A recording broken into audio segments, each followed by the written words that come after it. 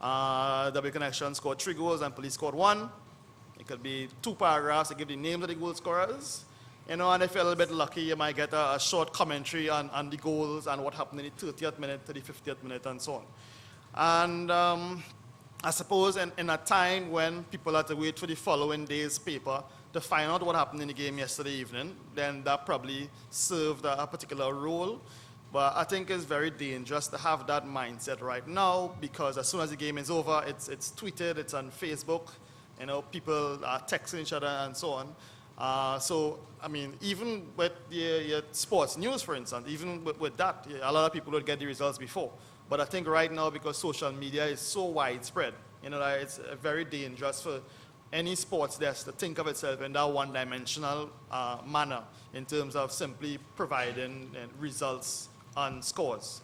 And a lot of people I know in the old school media, if Valentino doesn't mind the term, tend to have a fear, I would think sometimes, of the online media. In that if people get the results that quickly, or if we put our own news out, this fast, what would be the encouragement for persons to pick up the papers tomorrow, to spend the $150 or whatever it might be right now to get the papers? I don't know how many of you all do, or how many of you all read the online product anyway, but that is the challenge. So what we have to do in the media is to try to provide something else, something beyond, the scores, right? Now, in the media, let's say you hear that, let's say the budget, for instance. No one is going to get that to you in any way you could really understand or absorb via a tweet or through social media. And there will be other slightly more complex stories. Maybe that Michael Jackson died, or Giselle Salandi was in an accident, Akeem Adams passed on.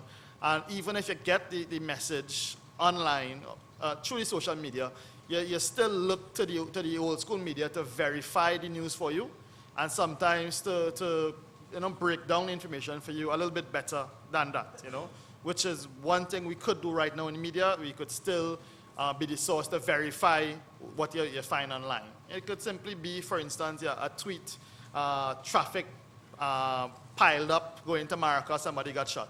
And it goes wild, it goes viral, as they say, in no time. And our job would be, in that case, to verify whether or not it's true. So that even though we are following what's already out there, we still add in some sort of, we add in something onto the news, right? I think, too, it's important that we also try to get ahead of the news, right? I remember the first World Cup qualifying campaign I covered would have been the 1998 qualifiers, for instance. In that campaign, we had Russell Atapi, got injured early in the tournament. He refused to come for some games later on. David Nackett said his passport was kept by his club. A player or two have been suspended here internally and then allowed to play. And as a young sports reporter then, you realize how important the things that happen off the field are to what happens on the field. So it's important to give readers that sort of context in terms of the score, right? And from then on, I began to take a more keen interest in stuff that happened off the field as well, right? And I think that's one way that people who may aspire to be in the media, or people who are in the media right now, could try to offer something additional, to the readers, For instance, tonight, the Trinidad women under 20s are going to play the U.S. in a big semi-final match. Our chances are really, really slim for winning the game. What does it mean? How should we take the result tonight and whatever it is? And that's something that we in the media could do, offer context as opposed to simply a report after the game is over, so that we're looking at things that affect the team performance, like I said before, which is how I started going behind the scenes. Then you're also looking to things that would affect the team's performance in the future. For instance, what marketing ideas does the TTFA have? How do we gauge whether or not they are working? What ideas does the Pro League have to bring persons, into the stadium for, the next season, stuff like that. You try to get thinking about what is going to happen. And of course, there are so many different issues in sport, like Suniti mentioned, that barely get touched at all. You have issues of health, for instance, and I don't think anyone really tried to give much information with the Akeem Adams situation, for instance, in terms of, let's say, the medical examination that he took. Was there an issue with the medical exam? Is it something that should have been spotted by doctors at the club? What went wrong and so on. A lot of reporters wouldn't know where to start. And a lot of reporters may not be that keen on getting started anyway, because we all have a comfort zone that we enjoy being in. And there's nothing that we enjoy more than just sitting down on the game and telling you how it went. And sometimes we like to stay there, but it'll be very, very dangerous in the future for us to kind of, pigeonhole ourselves in that way, right? So we have health, we have, of course, sport politics, be it the Trinidad and Tobago Cricket Board, elections, the NAAAs, the TTFA, and what the relevance is to the sport, to the players, to the teams, and obviously there must be some impact. Issues of sport finance, of course. Every year, hundreds of Trinidadians, for instance, get scholarships through sport, and go away, some return and whatnot. What is the value of that for the country? Is that something that could, we could put a different value maybe on the secondary school football league, on the different youth athletic teams, for that reason, and again, or even let's say in the Pro League, what sort of industry do we have? We know there aren't that many people in the stands, but let's say we have maybe 25 people by 9 teams, by the guys who sell nuts and beverages and so on at the games, the maxi drivers that carry teams, the matches and so on. So exactly what is the worth of the Pro League in that sense, And it's something that we need to look at more. Personally, I feel we should not have the sports sections as a body to itself. I think it would be very useful if we had people from the different desks, the news desk, the politics and so on, spending time in sports too and bringing different skills. I would say that for an institution like UE, it would be great if future reporters were better equipped to deal with things like this and not just cover sport in the way it has been done so far. Suniti mentioned in the past some of the great sport writers we had, like CLR James and so on. And of course, like she said, it's a very small group of reporters that try to think outside the box at all. There's a saying, though, that the teacher doesn't arrive until the class is ready. And I think that even us in society, that we go out to the games and everything else, and we need to appreciate the value of sport in Trinidad as well. And I think it's just some food for thought, that I'd like to put out there. So that's it. Okay. Thank you, Lasana. Because our panelists have been so tight, I will take the luxury here of a couple minutes to respond to both of you from the position of having been an editor-in-chief and the head of news and media and having to deal with many sports editors. And one of the first things you find is the sports department's obsession with match reports and scores. And so you speak to sports, and the fact that they're almost all exclusively male. And they do believe when you talk to them, you encourage them to get to the other story, get to who is this person, where did they come from, who was a trainer, who coached them in the early years, who believed in them, how are they affording things, the sports business story. You see an interesting fashion, and you want to know more about that. They don't think it's relevant, but it is relevant to the readership. And so I remember having some quite interesting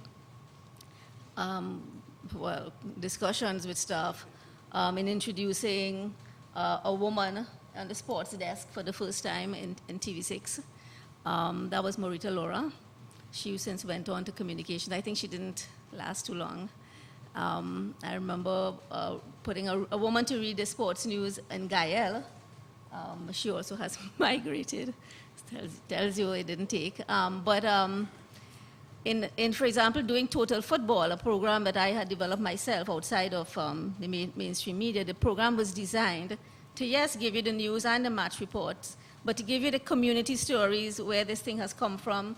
There was a thing about Woman on the Ball. This was a football show, Sport with Heart, and those kinds of things to try to push sport reporting, to plumb the potential in sport. Because I think all these things interest the audience, interest the population, but it is the culture of sports journalism to stay with the story. And I've also found, I remember in TV6, myself working with Natalie Williams to do a documentary on Lara on his 5th anniversary of the 375, sorry. And well, that was shown, but it was tremendously objected to by Lara's fans because it was an attempt to critically appraise his career up to that point, because he had gone on the high and then there was that very bad patch.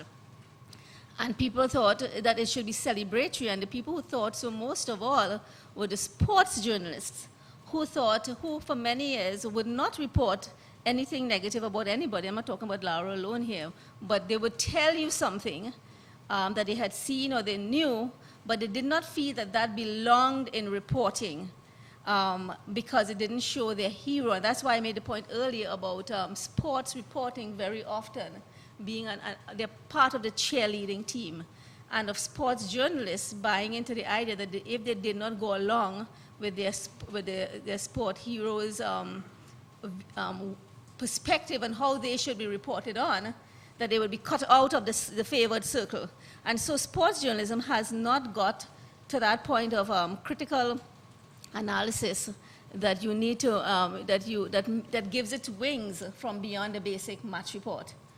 So I just put that on the table because I know we're going to go into a more academic point of the discussion, or possibly, I don't want to prejudge you, but those would be some of my the points that, when we get into the discussion. So let me now introduce Tia Smith-Cooper, a UV lecturer. Thank you. Good afternoon. Well, as my colleagues have stated, they are journalists, sports journalists, and I am an academic. And I don't have much of a sports background. But what we are doing, we're in the process of developing a journalism program. And to some of the challenges that have been put forth and described here this afternoon, I have the huge task of developing solutions through training and education. So it has become quite a difficult challenge for me to build interest. Like you said, some people get into the field of sports journalism, or perhaps even journalism by accident, right? And how then do we develop an interest among young people or among current practicing journalists to go into the various beats, including sports? So that's what our challenge is. And this conference has been very informative in developing tools and strategies for doing just that. If we can go back and return to Professor Coakley's opening lecture, where he adequately and eloquently described the nature of the relationship, or the symbiotic relationship, of sports and media, how they depend on one another to sustain, where sports needs the coverage, they need the attention, and the media needs sports to help sell ads, merchandising, etc. And it's a development of a capitalistic enterprise, yes? So if we use perhaps the North American model, and we're talking about Trinidad and Tobago, but I'm quite familiar with the North American model. If we use the North American model, we can see the development of sports taken from maybe the 1800s to 1830s, how the interest of sports, at first it was not necessarily a respectable enterprise. And then along came the penny press, which is the penny press was situated for the average everyday worker or the middle class and working class poor people. And sports was then beginning to be reported in the penny press around 1830, 1840. With industrialization, immigration, etc., and technology, there grew a bigger interest in sports. So now you have the idea that you can actually take part in an event and not actually be there. So in Trinidad and Tobago, we've eloquently described that you can actually take part in understanding the sport, being or participating in the sport from a distance. So how do we educate and train journalists to continue that model or to develop its own model that is unique to Trinidad and Tobago and to be, I suppose, culturally and I guess geopolitically specific to Trinidad, and to go beyond just describing what's happening on the field, to go beyond just being a color announcer, to use more descriptive adjectives, to understand the humanistic approaches to the people behind the sport, to be like my colleague